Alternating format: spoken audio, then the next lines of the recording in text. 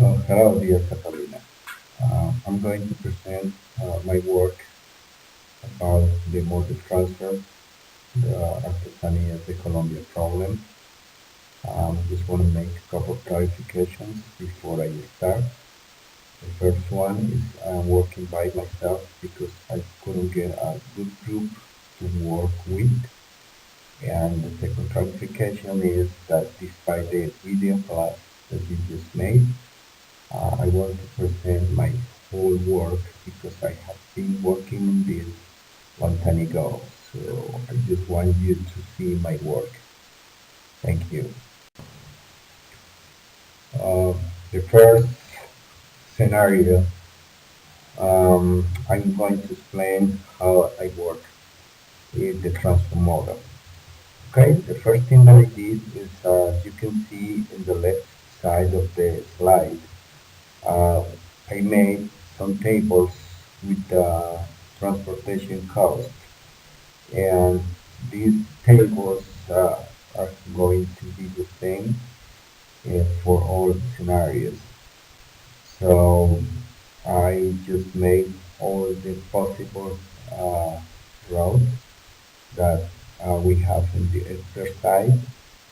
First thing is warehouses to ports, and second is warehouses to clients, then ports to client, warehouse to warehouse, and clients to clients. The idea for these tables are to input all the costs associated um, with the model that we just have, all the rows, and we input all the costs in there.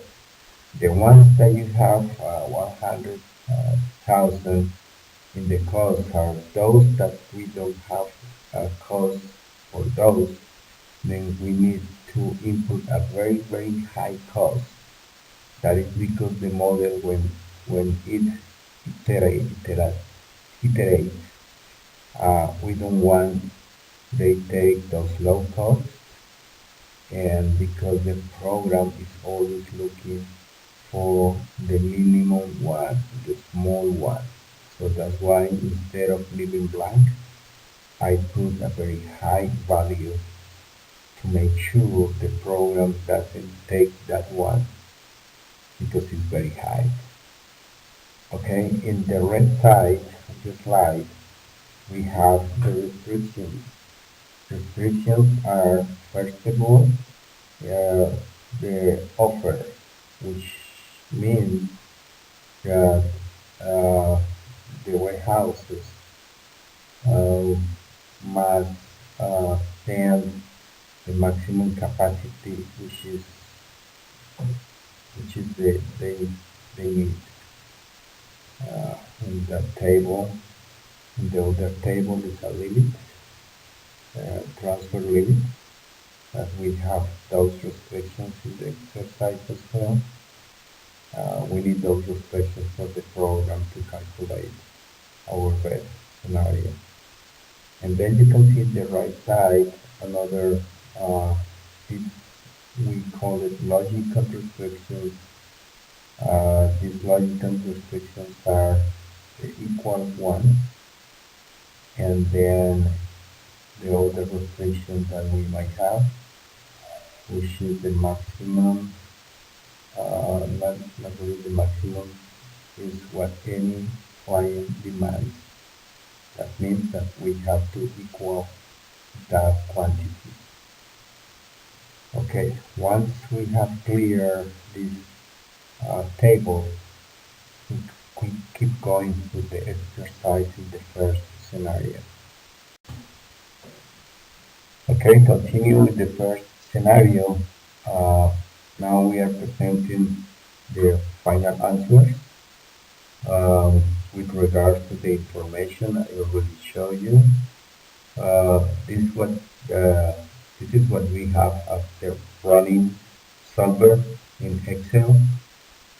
Remember, we run Solver because I already have our cost in there. We have our restrictions, and we have the other table, which is this one in there, left side of the slide. As you can see, the structure of this table is the same one as the structure of the cost table. This is because we need to make a mirror in this table in order to make the objective function to run properly. So the final answers here are the units that we have delivered uh, with the lowest cost to comply the client demand. And then we have the cost for every shipment that we send, again to comply the client demand. And in the yellow box, we find the objective question, which is the best cost that we have for complying. Now we have the distribution net. As you can see there, these charts, uh, they are the same um, the same net that we have from software, and this you can see in the left side of this slide. The table gives us the information for constructing this distribution net. This is all for the first scenario. For the second scenario, we have the same information as the first one, but this time we have different restrictions. You can see in the right side of the slide all the restrictions that we have for this scenario. So we have the warehouses and the limitations, and as well we have the offer that we need to put for the program to run. The logical restrictions uh, that I put right there, they are the same, uh, not the same ones. They are compliant to restrictions that we have in the exercise. Just see, for example, the port of Buenaventura is zero because we are getting this port out in this exercise, in this scenario. And the demand is going to be the same, so we have to comply the demand with the new restrictions. This time is not using the Buenaventura port. And in the left side of the slide, you can see the same structure that we had before, but this time you, you cannot see any value in the Buenaventura port because of the restriction. So that's why I am inputting in a very high value I done before because I want the program not to take that one into its account. I want the program to take this out of that because we are going to look for the minimum cost, the smaller one. So you can see in this table, the first one, all the costs associated with this scenario, and the ones that we are not going to manage, again, I have a very high cost. Just to make sure the program doesn't take that one into the calculation. Here we have the final answers for the second scenario. After we made the table cost with no values for Buenaventura because of the new restrictions we have here, we have now this output from solver, and solver gave us the information how to best send the units for our client, for the client. And then you can see the cost associated with those deliveries. And remember, we have created this table costs with the information of the unit we have spent by the, the cost for every box that we have in the exercise. And in the yellow box, you see the objective function with the lowest cost for each scenario. And then I construct the distribution net with the help of the in the unit 10 that Solver gave us for this. This is everything for the second scenario. This is the third scenario. This time, the restriction is not exceeding 1,500 uh, units for every dispatch. For that reason, you can see in the right side of this slide, this restriction is very long because we have to make all the rows that you can see and equal all of them to 1,500. Just to make sure the solver will take those restrictions into account. So it's the best way to do it. With regard to the offer, it's the same restriction that we need to comply those restrictions with regard to the capacity of the warehouse. We have to put that into our account because this restriction is the same one for all scenarios.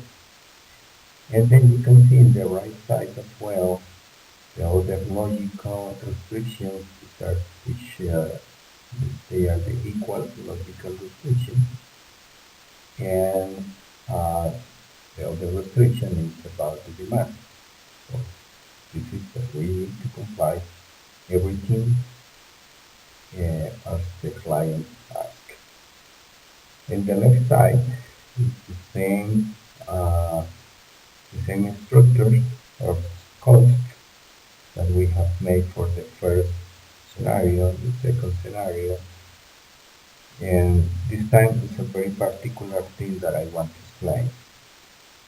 You can see in the cost, in the table cost for to client, you see Buenaventura to Paris. This is a very particular one because I want to show here two different uh, total costs. The first total cost that I want to show is when I input a very high value, again, to make sure the software doesn't take that into the calculation. So I have to put here a very small value to, to show you that if I put a high value, no matter what, the program is always looking for complying the demand of the client. That's why you will find a very high final cost. But if I keep uh, lower down this value more and more and more, in this time I came to 20. If you see 20, why 20? Because it's an average of everything.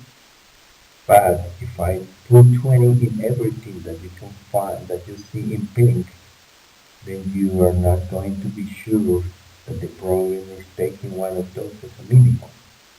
Again, I put a very high value just to make sure the solver doesn't take that in calculation. That's why I'm going to show you two different answers in this exercise. Once again, one is to make sure that solver doesn't take that into account. That's why it's very high value. And the second one is an average for lower down the final cost result. This is the final answer for the third scenario, taking into account the new restriction. And what I want to point out here is that we have two uh, two objective functions different. One is very high, the other one is regular. That is because, as I explained in the slide before, I use a very high value in order to avoid the solver take those blanks as a minimal cost. So that's why I have to put a very high value. But if I put that in this scenario, I have a very high value as an answer in the objective function. But then I put another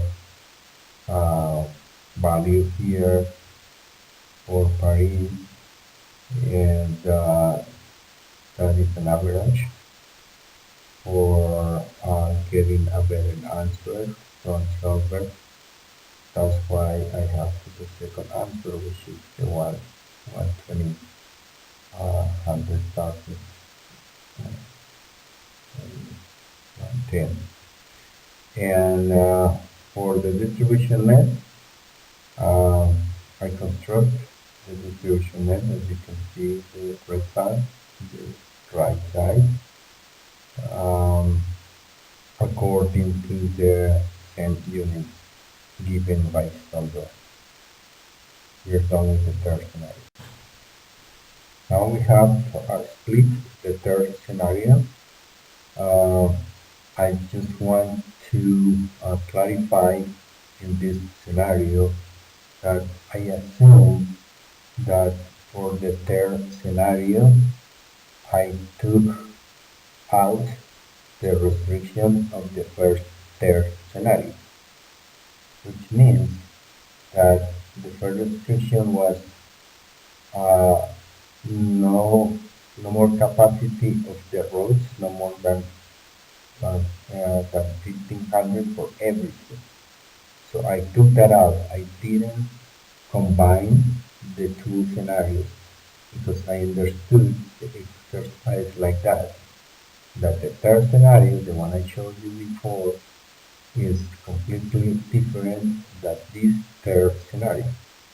Now what I did here is that you can see in the restrictions, the yellow bar, those are the new restrictions that the exercise gave to me, and then I constructed this restriction against the cost for every road, and then I run solver, and this is the answers that we will have after this slide.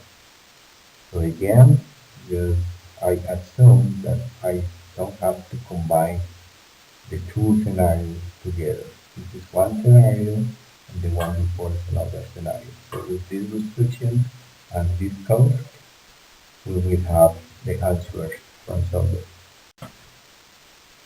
And here we have the answers as I explained in the slide before.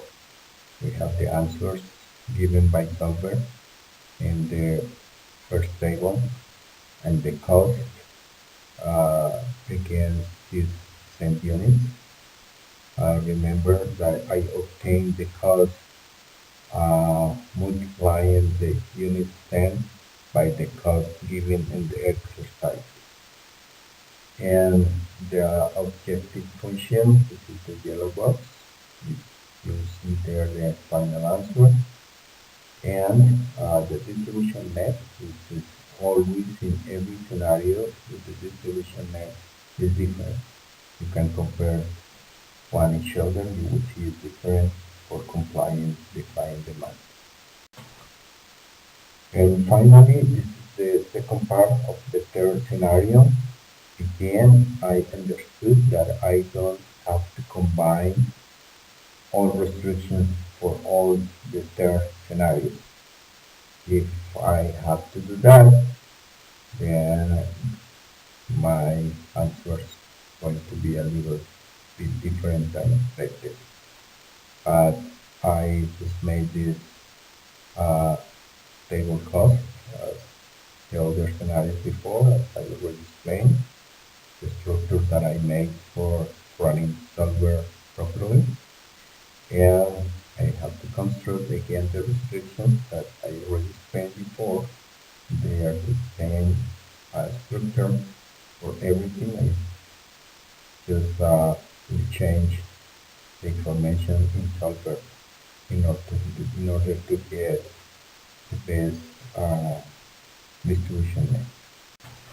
And we have here the answers for the third scenario, number two.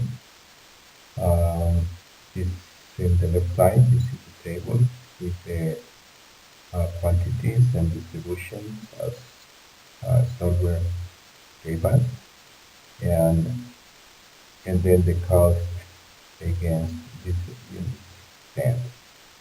And for the objective function, you will see the yellow box, which is the best cost that we have for this scenario, and the distribution net, which is different than the others. Uh, I construct this distribution net against the table in the left side and unit, and I can this is all for the scenarios asked in the exercise. The conclusion I have after making this exercise, these are the first one, is the distribution nets. Always have to look for the best cost in their operation. Another conclusion is that completely necessary to know the restrictions of the net because they are basic information for the final calculation in the software. Another conclusion is that it is not recommendable to make this kind of exercise handling because they are complicated, and that is why you have to use specialized tools for this. In this case, we use software, which is asking in Excel for calculations, the information in the net. And there is another software, the name is CAM. This one is more complicated. And the other thing, this is an exercise that you have to analyze a lot. Might be mistakes, but try to do my best. And for ending this, again, I show you the whole exercise because I have been working some weeks in this, asking everyone, reading the books, and trying to find the answers. Actually, I'm not sure if it's the good answers. I believe it is, but I will wait for your comments and your feedback. Thank you, Catalina, and bye-bye.